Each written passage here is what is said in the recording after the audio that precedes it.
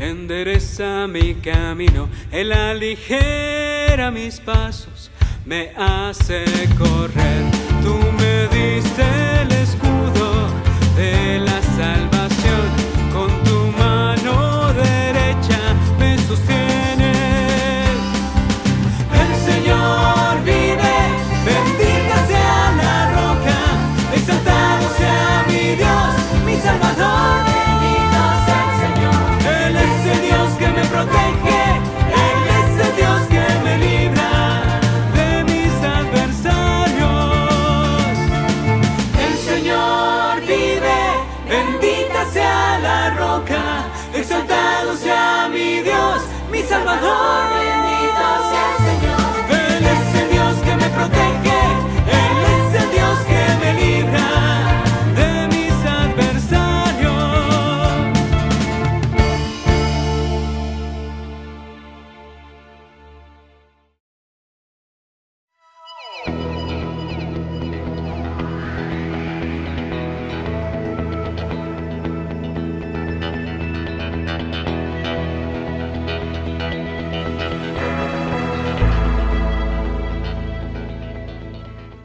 Seamos bienvenidos, bienvenidas a esta nueva entrega de la Palabra del Señor. Estamos en la serie La Fe, hoy con la parte 5, la fe que vence al mundo. Como siempre, tendremos la lectura de la Palabra del Señor, una oración y continuaremos. Dice la Escritura, porque todo lo que es nacido de Dios vence al mundo, y esta es la victoria que ha vencido al mundo, nuestra fe. ¿Quién es el que vence al mundo, sino el que cree que Jesús es el Hijo de Dios? Primera de Juan, capítulo 5, versos 4 y 5. Ahora vamos a orar. Padre Celestial, su bendición en este momento al trazar su palabra, que usted toque nuestra mente y nuestro corazón y podamos entender aquello que usted nos ha dado y que podemos usarlo para vivir venciendo los obstáculos y todas aquellas cosas que en el sistema tenemos que enfrentar como cristianos a través de la fe. Se lo rogamos en Jesús. Amén y amén. Hemos venido diciendo que el concepto intelectual imperante, tomado de la cultura griega, es el de que la fe es un asentimiento mental e intelectual de creer en lo que afirma y desea como un hecho de facto, por el derecho y fuerza de su fe. Este concepto que impera en el mundo religioso e intelectual no deja de ser un asentimiento mental de confianza y seguridad que actuará si se tiene la suficiente fe. Así es como lo dicen, no importa en qué o en quién se deposita esa fe. Inclusive puede ser en uno mismo, creo en mí mismo. El concepto se fundamenta en que, si no duda y es capaz de tener un convencimiento absoluto, puede conseguir lo que quiera y desee, sin importar su creencia religiosa ni el objeto de su fe. Pues allí radica el concepto de la fe en el sentido griego. De allí que el concepto de fe griega no afecte casi en nada el estilo de vida de quien profesa esa fe, puesto que se expresa únicamente como ideas, pensamientos y convencimiento a doctrinas, hechos y verdades estudiadas y encontradas creíbles que actuará de acuerdo a la fe que se tenga o que tengamos.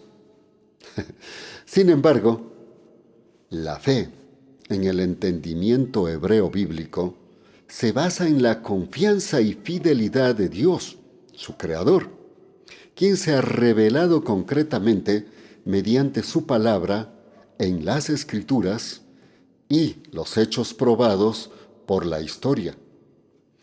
Hemos dicho también que en el hebreo la palabra fe, traducida al castellano, es emuná. Esta palabra en su concepto denota confianza, firmeza en algo o alguien que merece confiar. por ser firme en sus acciones, que muestra fidelidad y por tanto digno de creerle y obedecerle. Así que la fe, la emuná, para el pueblo hebreo, tanto en el contexto social, religioso, cultural, es confiar y mostrar fidelidad en lo que Dios ha dicho y ha mostrado. Este confiar y ser fiel como fe, indudablemente lleva a un estilo de vida, una expresión concreta de obediencia y confianza en lo que Dios es mediante su revelación escrita y por supuesto a través de los hechos de la historia.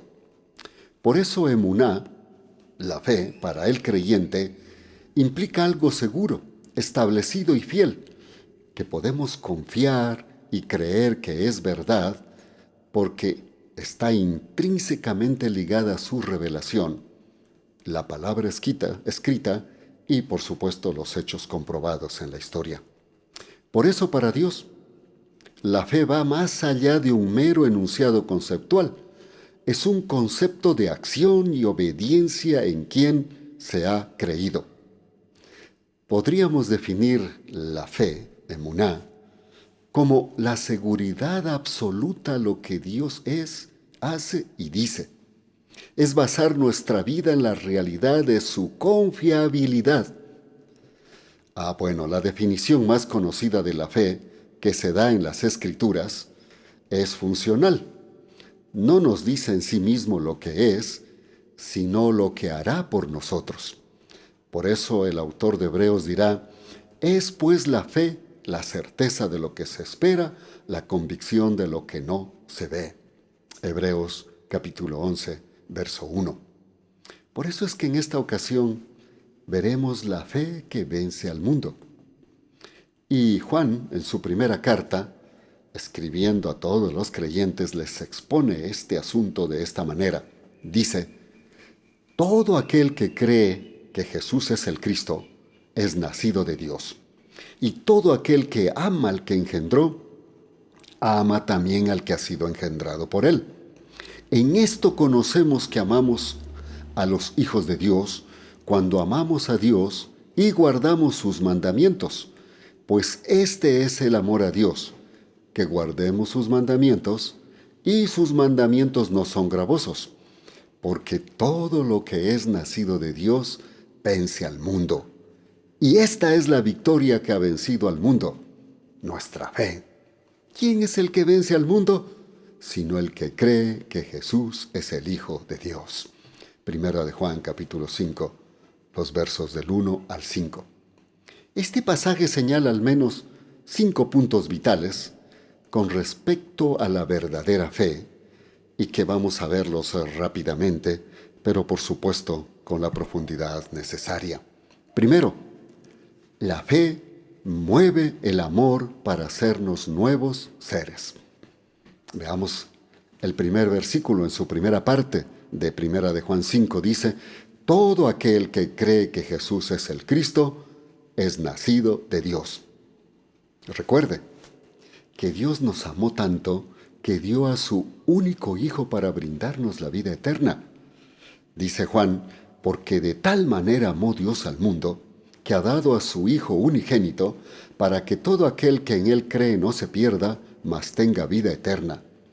Porque Dios no envió a su Hijo al mundo para condenar al mundo, sino para que el mundo sea salvo por Él. Juan capítulo 3, el verso 16 y 17. Cuando un creyente recibe a Cristo por la fe, como Salvador y Señor, Dios le da el derecho de llegar a ser su hijo mediante engendramiento divino, es decir, tiene un nuevo nacimiento, el espiritual, y pasa a ser parte de la familia de Dios. Por eso Juan también va a decir, pero a todos los que le recibieron, a los que creen en su nombre, les dio potestad de ser hechos hijos de Dios, los cuales no son engendrados de sangre, ni de voluntad de carne, ni de voluntad de varón, sino de Dios. Juan capítulo 1, versos 12 y 13. Este nuevo nacimiento a la familia de Dios es un acto de su amor. Por supuesto, se desarrolla por la fe en Jesucristo y lo hace mediante engendramiento divino a través del Espíritu Santo. Pablo, en Efesios, nos da un resumen de este proceso. Él dice: en Él, hablando de Jesucristo, también vosotros, habiendo oído la palabra de verdad, el evangelio de vuestra salvación, y habiendo creído en Él, fuisteis sellados con el Espíritu Santo que había sido prometido, o de la promesa, quien es la garantía de nuestra herencia para la redención de lo adquirido, para la alabanza de su gloria. Efesios capítulo 1, he leído los versos 13 y 14. Y por supuesto, en concordancia con esto, les escribe a los romanos y dice: sin embargo, vosotros no vivís según la carne, sino según el Espíritu, si es que el Espíritu de Dios mora en vosotros. Si alguno no tiene el Espíritu de Cristo, no es de Él. Romanos 8:9. ¿Se da cuenta? Hay que tener el Espíritu para ser de Él, no tanto ser afiliado a una religión o cumplir ciertas obras. Y luego va a decir: y si en realidad se tiene el Espíritu Santo, que entonces somos una nueva creación. Dirá escribiendo a los Corintios: de modo que si alguno está en Cristo, nueva criatura es, las cosas viejas pasaron, he aquí todas son hechas nuevas. Segunda de Corintios 5:17. El creyente en Jesucristo experimenta un cambio en su vida desde el momento que recibe el Espíritu Santo en ella, pues nace de nuevo a la familia espiritual, a la familia de Dios. ¿Sabe? El ser humano no puede cambiar su vida con los propósitos eternos. Podrá hacer algunos cambios en su carácter y en su modo de ser, inclusive obligados, a veces por dinero o por presión, pero hará cambios verdaderos a menos que Dios le brinde su Espíritu Santo. Y la única manera que sea así es por la fe en Jesucristo. ¿Quién realmente puede cambiar su vida?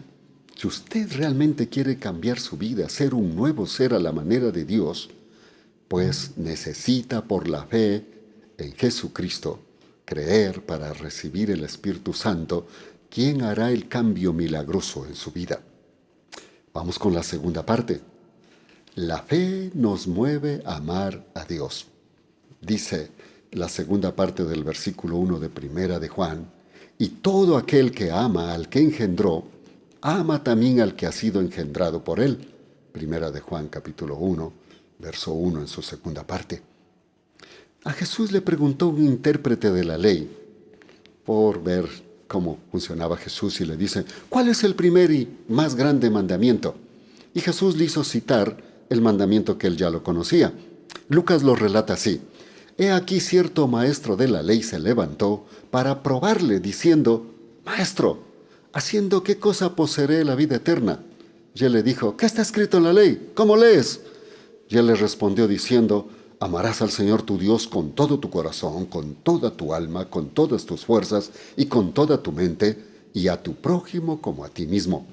Lucas capítulo 10, los versos 25 al 27. Por supuesto, está citado de Deuteronomio, el capítulo 6, el verso 4. ¿Será el ser humano capaz de amar a Dios genuinamente? No, no es posible. Jamás podremos hacerlo con nuestro egoísta y endeble sentido del amor. Requerimos tener su espíritu para amarle verdaderamente, y eso solo es posible si hemos nacido de nuevo. Cuando Dios nos pide que lo amemos con todo, no nos pide que lo hagamos con nuestro amor, sino con el amor suyo, agapado, que lo brinda por medio del Espíritu cuando nacemos de nuevo. Esto significa que la primera obligación del ser humano es amar a Dios con toda la totalidad de su ser. Cuando dice con todo el corazón, se refiere a la naturaleza emocional. Cuando dice con toda el alma, se refiere a la naturaleza de la voluntad o volitiva. Cuando dice con toda la mente, a la naturaleza intelectual. Y cuando dice con toda la fuerza, se refiere a la naturaleza física. Esto es posible cuando el amor de Dios está presente por el Espíritu Santo en la vida. Por ello es que Juan dirá, en el amor no hay temor, hablando del amor de Dios, sino que el perfecto amor echa fuera el temor, porque el temor conlleva castigo, y el que teme no ha sido perfeccionado en el amor, ni conoce a Dios. Primera de Juan 4:18. Así que Dios nos pide que lo amemos con todo, porque Él mismo nos provee del gran poder de su amor para hacerlo. La fe hace que el amor de Dios nos lleve a amarlo con todo lo que somos, y ese amor se va perfeccionando en nuestra vida. Qué hermoso, ¿verdad? Vamos con la tercera. ¿Sabe que la fe mueve a amar al prójimo? Dice la palabra que estamos meditando, en esto conocemos que amamos a los hijos de Dios. ¿Cuándo amamos a Dios? Primera de Juan capítulo 5, ahora el verso 2 en su primera parte. El tema del amor de Dios para con el prójimo se inicia primero amando a Dios. Por supuesto, conforme a su amor, agapado, no con nuestro amor, que lo brinda Él mismo cuando pasamos a ser sus hijos, sus hijas. Si no amamos a Dios, con el amor de Él, no podemos amar al prójimo conforme a los propósitos de Dios. Si lo hacemos con nuestro amor, lo haremos a nuestra manera endeble y mediocre. Por otro lado, el amor al prójimo dice que debe ser como a uno mismo. Dijo, amarás al prójimo como a uno mismo. Jesús, hablando de este más grande mandamiento, dijo, amarás al Señor tu Dios con todo tu corazón y con toda tu alma y con toda tu mente. Este es el grande y el primer mandamiento. Y el segundo es semejante. Amarás a tu prójimo como a ti mismo. Y algo interesante que manifestó y dijo, de estos dos mandamientos dependen toda la ley y los profetas. Leído Mateo capítulo 22, desde la segunda parte del verso 36 hasta el 40. ¿Se da cuenta? Si amamos a Dios con el amor agapado que Él mismo nos provee, seremos capaces de amarnos a nosotros mismos, y esto nos llevará a amar al prójimo acorde al amor y misericordia de Dios. Amarnos a nosotros mismos implica aceptar la identidad que Dios nos da con el nuevo nacimiento. Esto nos lleva a ser nuevos, cambiar y vivir de acuerdo a lo que Él manifiesta que somos y no lo que el sistema nos hace creer que somos. Por eso tenemos tantos problemas psicológicos y por supuesto hay muchos psicólogos ahora en el mundo y tantos que se enferman psicológicamente. La Biblia menciona al menos 24 afirmaciones de lo que somos en Cristo. Por ejemplo, le voy a citar dos. Dice Mateo 5, capítulo 5, versos 13 y 14. Vosotros sois la sal de la tierra. Y luego dirá, vosotros sois la luz del mundo. ¿Cómo se cree usted? Sal que da sabor a la vida, luz que ilumina a los que están en tinieblas. Pues si usted le cree, así será y Dios lo usará. Por supuesto, el amarnos conforme a Dios lleva a que amemos al prójimo y más aún a los hermanos en la fe. Por eso dice, en esto hemos conocido el amor, en que Él puso su vida por nosotros. También nosotros debemos poner nuestra vida por los hermanos. Primera de Juan capítulo 3, el verso 16. Note el énfasis. El verdadero amor es un deber consecuente con el carácter de Dios. El amor es su naturaleza y su cualidad suprema. Dios solo puede ser conocido de veras por los que viven en amor. Por eso es que Jesús, hablándoles a sus apóstoles y discípulos, les dijo, un mandamiento nuevo os doy, que os améis los unos a los otros como os he amado. Amaos también vosotros los unos a los otros. En esto conocerán todos que sois mis discípulos, si tenéis amor los unos por los otros. He leído Juan capítulo 13, versos 34 y 35. Note que no dice: en esto conocerán que son mis discípulos, en que no tienen vicios, no hacen esto, no hacen lo otro. No, en el amor. Si nos amamos unos a otros con el amor de Dios, implica que Dios permanece en nosotros y su amor se va a ir perfeccionando. Por eso es que Juan también dice: nadie ha visto a Dios jamás. Si nos amamos unos a otros, Dios permanece en nosotros y su amor se ha perfeccionado en nosotros. En esto sabemos que permanecemos en Él y Él en nosotros, en que nos ha dado de su Espíritu. Primera de Juan, capítulo 4, los versos 12 y 13. El mejor medio de saber que somos hijos de Dios es mostrar el amor de Dios que está en nosotros. Primero, amando a Dios. Luego, amándonos a nosotros mismos a la manera de Dios, como Él dice que somos. Y finalmente, amando a los hermanos de la fe y al prójimo. ¿Cómo mostramos ese amor al prójimo? Ajá, usted dirá: ¿cómo le muestro? ¿Con abrazos, con caricias? No. El verdadero amor es el que lleva el evangelio de salvación. Bueno, eso es amar al prójimo, llevarle el evangelio. Y con los hermanos, con los creyentes, no solapando las faltas, sino corrigiendo sus faltas, comprendiendo sus problemas y ayudándolo en todo para que salga de estas circunstancias a restaurarse de su condición para con Dios. No es para achacarlo, ni sentenciarlo, ni juzgarlo. Por eso Pablo, escribiendo a los Gálatas, dirá: hermanos, en caso de que alguien se encuentre enredado en alguna transgresión, vosotros que sois espirituales, restaurad al tal con espíritu de mansedumbre, considerándote a ti mismo, no sea que tú también seas tentado. Gálatas capítulo 6, el verso 1. Ahora vamos al cuarto punto. La fe nos mueve a obedecer sus mandamientos. Qué lindo, ¿verdad?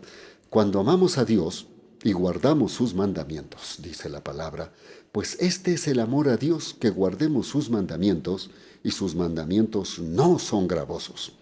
Primera de Juan 5, ahora el verso 2 en su segunda parte y el verso 3. ¿Sabe? El resultado de la fe es la obediencia a los mandamientos de Dios. Los verdaderos salvos están caracterizados por un deseo de hacer la voluntad de Dios. El Señor Jesús dijo: si me amáis, guardad mis mandamientos. Juan capítulo 14, el verso 15. El cumplir sus mandamientos viene por un acto de amor, de fe, y no por la fuerza de la ley. Podríamos decir que quien cree en Jesucristo y obedece a su palabra, produce obras por amor a Dios, mientras que quien no tiene el Espíritu, por lo tanto no es hijo o hija de Dios, se esforzará en hacer las obras, pero por la fuerza de la ley, por el temor. Es decir, estaríamos hablando de la ley con la fe en las obras. La fe en Jesús trae consigo ser nuevos con el poder de Dios, y con su poder y amor que nos comparte, aprendemos a obedecer sus mandamientos, pero por amor, con alegría y con gozo. Vamos a la quinta. La fe verdadera vence al mundo. Dice Juan: porque todo lo que es nacido de Dios vence al mundo. Y esta es la victoria que ha vencido al mundo, nuestra fe. ¿Quién es el que vence al mundo? Sino el que cree que Jesús es el Hijo de Dios. Primera de Juan, capítulo 5, ahora los versos 4 y 5. El sistema manejado por Satanás sabe que es una máquina de tentaciones, tratando siempre de alejarnos de Dios, de su salvación y felicidad, y busca ocuparnos en lo temporal y sensual. La humanidad está siendo llevada a estar totalmente dada a las sensaciones de los sentidos, a la felicidad pasajera y satisfacción de deseos fuera de la ley del amor. Hay que vencer el adoctrinamiento del sistema. Usted me dirá: ¿y cómo vamos a vencer eso? Veamos dos puntitos que se derivan de este pasaje.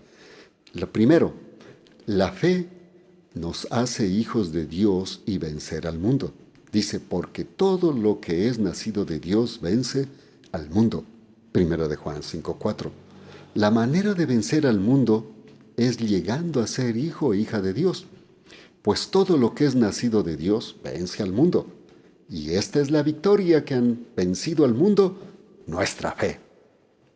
Por eso es que Jesús dijo que en el mundo tendréis aflicción, pero a renglón seguido manifestó, pero tened valor, yo he vencido al mundo. Juan capítulo 16, el verso 33 en su segunda parte. La otra cosa que debemos entender es el poder de Dios que se mueve cuando hemos creído en Jesucristo. Por eso dirá, ¿quién es el que vence al mundo? Sino el que cree que Jesús es el Hijo de Dios. Primera de Juan capítulo 5, el verso 5. Note que, para vencer al mundo, se recalca que hay que creer que Jesús es el Hijo de Dios, enviado para salvarnos, no el mero asentimiento intelectual de su existencia. No se trata de creer que Jesús existió, eso es evidente por la historia. Se trata de creer que es el Salvador, el Verbo encarnado, quien con su muerte expiatoria nos provee de salvación gratuita y eterna. Si le cree a Dios en su plan salvífico y por la fe obedece a su llamado conforme a las Escrituras, entonces, aún en medio de todos los problemas, será vencedor. Usted y yo seremos vencedores. ¿Sabe que Dios no nos dice que si creemos en Él vamos a estar ausentes de los problemas? Nada, por lo contrario, tendremos más problemas. Pero dice que en todos ellos seremos vencedores, inclusive más que vencedores. Concluyamos. La fe en Jesucristo, aceptándolo como Señor y Salvador, hace que Dios nos dé el poder de llegar a ser sus hijos, salvados para usufructuar de sus dones eternos. Pero ante todo, darnos amor, el suyo, por medio del Espíritu Santo, a fin de que con ese amor lo amemos a los hermanos en la fe y busquemos por amor la salvación de las almas, que es amar al prójimo. Este don de Dios nos hace victoriosos ante el mundo que está sometido a los seres humanos con sus adoctrinamientos. ¿Sabe que Satanás está sometiendo a todos los seres humanos con esta forma de meternos adoctrinamiento desde que somos niños hasta que somos adultos? Es un sistema perverso de muerte y destrucción. Recuerde, el verdadero amor y alegría sí son elementos básicos para la convivencia. La amistad y la oportunidad de hablar del amor de Dios a través de Jesucristo debe hacerse presente para tener un verdadero amor y un verdadero gozo de estar con el Señor y haciendo su obra. Pero, para tener el verdadero amor, hay que tener a Dios en nuestra existencia y permitirle que Él ame por medio nuestro, y esto solo se lo consigue por medio de la fe, aceptando a Jesucristo como Señor y Salvador. Por tanto, debemos creer y obedecer a su palabra y dejar que la fe en Jesús mueva el amor de Dios. Entonces podremos amar de verdad, demostrar ese amor y alegría en todas las oportunidades que se nos brinde para llevar la salvación a toda criatura a través del Evangelio y ser victoriosos ante este sistema. No olvide, recuérdese siempre lo que dice la palabra, porque todo lo que es nacido de Dios vence al mundo. Y esta es la victoria que ha vencido al mundo, nuestra fe. ¿Quién es el que vence al mundo? Sino el que cree que Jesús es el Hijo de Dios. Primera de Juan capítulo 5 versos 4 y 5. Gracias a Dios por todo eso, ¿verdad? Así es que oremos ahora. Padre Celestial, gracias por su palabra. Hoy hemos reconocido, Señor, el amor, ese amor que nos mueve para vencer al mundo. Por lo tanto, le damos las gracias. Y ahora le pedimos que usted bendiga nuestra vida de tal manera que podamos aprender a amar de tal manera que su amor a través de nosotros fluya y se perfeccione para salvar almas. amar a los hermanos en la fe, pero ante todo, amarlo a usted con todo lo que somos, con toda nuestra alma, con todas nuestras fuerzas, con todo nuestro corazón. Por supuesto, Señor, la única manera de lograrlo es teniendo su poder y su amor a través del Espíritu Santo en nuestra vida. Que así sea, Señor, para todos, ojalá para toda la humanidad. Enséñenos a llevar este evangelio de salvación para que todos podamos usufructuar de su amor verdadero, que nos da salvación y puede cambiar al mundo. En el nombre de Jesús. Amén y amén. Muchísimas gracias. Nos veremos pronto con otro mensaje. Hasta entonces.